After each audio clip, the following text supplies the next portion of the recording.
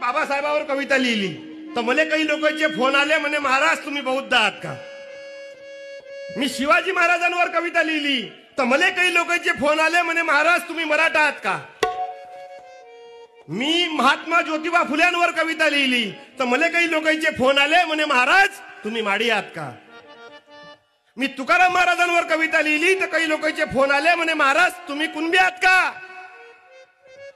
मी मोहम्मद पैगंबरावर कविता लिहिली तर काही लोकांचे फोन आले म्हणे महाराज तुम्ही मुसलमान आहात का।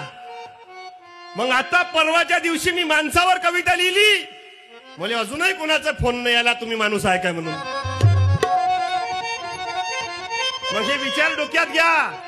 यासाठी शिवाजी महाराज बाबासाहेब आंबेडकर तुकडोजी महाराज का सांगतात हे गरजेचे आहे की शिवरायांच्या पंखाखाली मुडीच नव्हती वान।